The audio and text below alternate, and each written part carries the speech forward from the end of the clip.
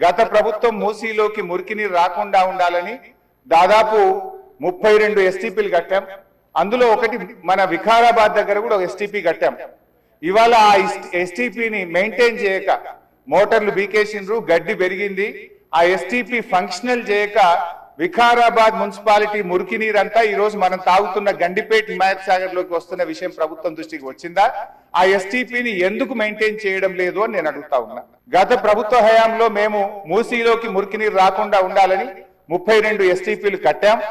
మరొక 39 ఎస్టీపీలు కట్టడానికి కేంద్ర ప్రభుత్వానికి అమృత్ పథకం కింద మేము ప్రతిపాదనలు పంపాం. మీరు పేదవాళ్ళ ఇండ్లకి రాకండి, మూసీ సుందరీకరణ పేరిట పేదల ఇండ్లు కూలగొడితే బీఆర్ఎస్ పార్టీ సీరియస్ గా వ్యతిరేకిస్తుంది. అవసరమైతే బుల్డోజర్లకు అడ్డంగా పడుకోనైనా అడ్డుకుంటామని గతంలో చెప్పాం. ఖాళీ స్థలాలు ఉన్నాయి, మీరు ఖాళీ స్థలాల్లో దాన్ని డెవలప్ చేయండి.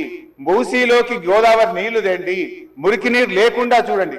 కానీ మూసీ పేరిట పేదల ఇండ్లు కూలిస్తే మాత్రం బీఆర్ఎస్ పార్టీ ఎంత మాత్రం ఒప్పుకోదని మీ ద్వారా ప్రభుత్వాన్ని తెలియజేస్తారు. కలుషితం చేయడమే కాకుండా కబ్జాలు పెట్టి ఫామ్ హౌజులు కట్టి ఫామ్ హౌస్ లో డ్రైనేజ్ లైన్లు తీసుకెళ్లి ఈ గండిపేట హిమాయత్ సాగర్ కలిపిండ్రు అధ్యక్ష.